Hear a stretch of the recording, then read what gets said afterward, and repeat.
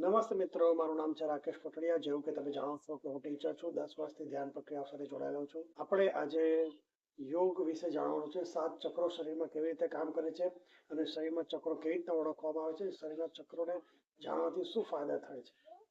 તો આપણા શરીરમાં કુલ 72,000 નસ આવેલી છે। એ 72,000 નસમાં જે રાઈટ સાઈડ પર જેટલી નસો આવેલી છે, બધી નસને સૂર્યનાડી કહેવામાં આવે છે। લેફ્ટ સાઈડ પર જેટલી પણ નસ આવેલી છે, 36,000 નસને ચંદ્ર નાડી કહેવામાં આવે છે। તો શું થાય છે કે જે આપણું હૃદય ધડકે છે ત્યારે એમાં 1 વોલ્ટ એનર્જી ઉત્પન્ન થાય છે। તમે ક્યાંય પણ જઈને સર્ચ કરી શકો છો કે આપણું હૃદય ધડકે ત્યારે કેટલી એનર્જી ઉત્પન્ન થાય છે। હૃદયની અંદર 1 વોલ્ટ એનર્જી ઉત્પન્ન થાય છે અને 1 વોલ્ટ જેમ વાયરમાંથી કેમ વિદ્યુત ઉર્જા પસાર થાય છે, બિલકુલ એવી રીતના હૃદયમાંથી ઉર્જા નીકળીને બંને સાઈડ જાય છે। તો જમણી સાઈડ જાય એને સૂર્યનાડી કહેવાય, લેફ્ટ સાઈડ પર જાય એને ચંદ્રનાડી કહેવાય। તો ઉર્જાઓ જઈને જ્યારે પાછી આવે છે તો પાછી આવશે તો આવીને જ્યાં ઉર્જાઓ ટકરાય છે ત્યાં આગળ ઉર્જાઓના ચક્ર બને છે। તો કોઈ પણ ડોક્ટર શરીરની અંદર ચક્રો શોધી શકતો નથી, કોઈ પણ સાયન્ટિસ્ટ શરીરની અંદર ચક્ર નથી શોધી શકતા। કેમ કે આ ઉર્જાઓના ચક્ર છે, આ કોઈ રિયલમાં શરીરની અંદર કોઈ ચક્ર નથી જે ફરે। તો જ્યારે આ ઉર્જાઓ ટકરાય છે પાછી આવીને ત્યારે શરીરની અંદર કુલ 7 જંક્શન પોઈન્ટ બને છે। તો આ જે 7 ચક્રો બને છે તે ઉર્જાઓના ચક્ર છે અને દરેક ઉર્જા ચક્ર શરીરની અંદર અલગ અલગ કામ કરે છે। આમ જોવા જઈએ તો 10% ઉર્જા તમારા શરીરમાં ચાલુ જ છે, કે પ્રત્યેક શરીરની અંદર દરેક ચક્ર એક એક શરીરના અવયવ સાથે જોડાયેલું છે। જેમ કે પહેલું ચક્ર મૂલાધાર છે, તે શરીરમાં જનનેન્દ્રિય સાથે જોડાયેલું છે। એવી રીતના બીજું ચક્ર સ્વાદિષ્ટાન ચક્ર છે, તે આપણી અંદર પાચન સાથે જોડાયેલું છે।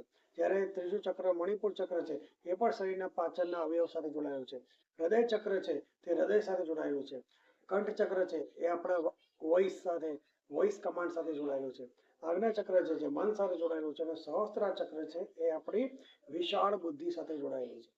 તો શરીરની અંદર 7 ચક્રો 7 કાર્ય કરે છે, પણ બાકી 90% શક્તિઓ સુષુપ્ત છે, જે યોગ પ્રક્રિયાથી જાગૃત કરી શકાય છે અથવા તો કોઈ વ્યક્તિને અનાયાસ જ કોઈ પ્રક્રિયા દ્વારા એની અંદર જાગૃત થઈ જાય છે, અથવા કોઈ બહુ જ મહેનત કરીને કોઈ ગુરુ પાસેથી કોઈ પ્રક્રિયા શીખી અને ધીરે ધીરે એને જાગૃત કરી શકે છે। તો આપણે ધ્યાન દ્વારા કેવી રીતના જાગૃત થાય છે તેના વિશે આપણે જાણવાનું છે। તો શરીરની અંદર કુલ 7 ઉર્જા કેન્દ્રો છે, એમાંથી સૌથી પહેલું ઉર્જા કેન્દ્ર છે મૂલાધાર ચક્ર। એના વિશે જ આપણે જાણવાની કોશિશ કરીએ। બાકીના દરેક ચક્રો વિશે એક એક વિડીયો હું બનાવતો રહીશ। તો તમને અગર સારું લાગે તો આ ચેનલને શેર અને સબસ્ક્રાઇબ કરજો, જેનાથી તમને બીજા ચક્ર વિશે માહિતી તમને પોતાની રીતે તમને નોટિફિકેશનમાં મળી જાય। તો પહેલું ચક્ર છે મૂલાધાર ચક્ર। તો જ્યાં આપણે બેસીએ છીએ, જ્યાં આપણો જમીન સાથે સંપર્ક થાય છે ત્યાં મૂલાધાર ચક્ર બને છે। જ્યાં મૂલાધાર ચક્ર બને ત્યાં આગળ શું થાય છે કે ગણપતિનો વાસ છે, ગણપતિ દેવતા ત્યાં મોજૂદ છે અને તે પૃથ્વી તત્વ છે। તો જેમ મોટા બિલ્ડિંગની અંદર એક વાયર લગાડવામાં આવે છે, એક સળિયો લગાડવામાં આવે છે કે આકાશની વીજળી જ્યારે પર પડે તો પૂરી ઉર્જા જમીનની અંદર ચલી જાય અને બિલ્ડિંગને કોઈ નુકસાન ન થાય।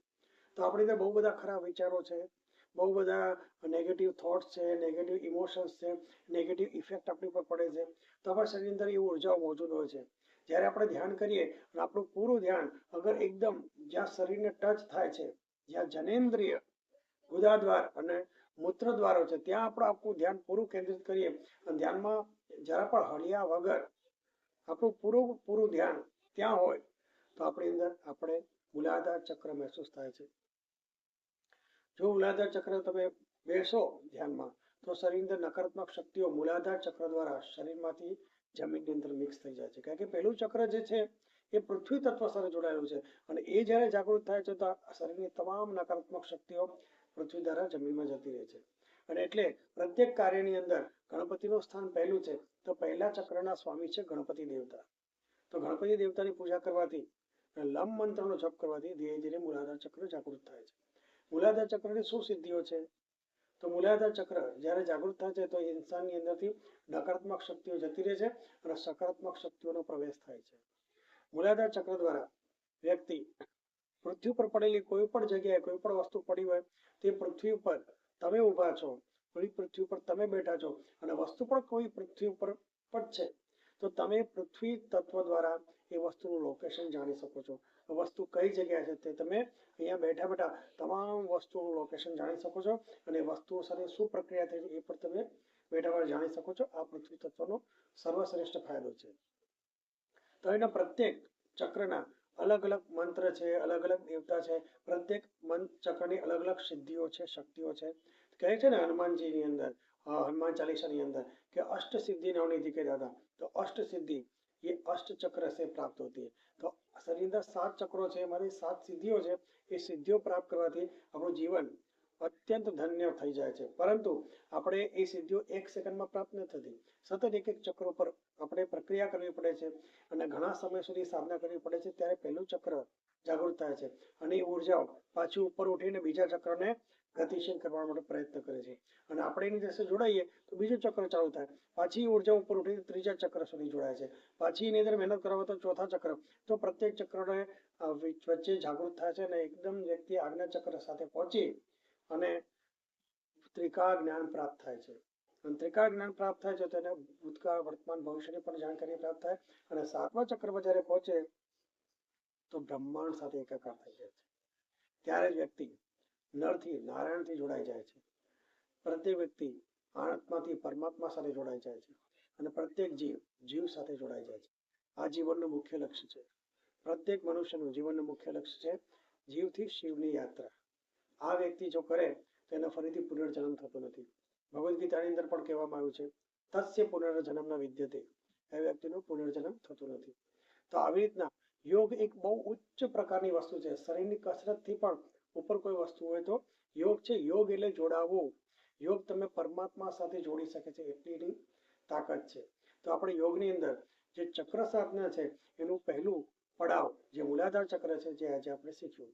અગર તમને સારું લાગે તો શેર સબસ્ક્રાઇબ કરો, જેનાથી કારણે તમને બીજા ચક્ર વિશે પણ જાણકારી હું આપી શકું। સાંભળવા માટે થેન્ક યુ। જય ગુરુદેવ, જય હિન્દ, જય ભારત, જય ગુરુદેવ, જય આત્મેશ્વર।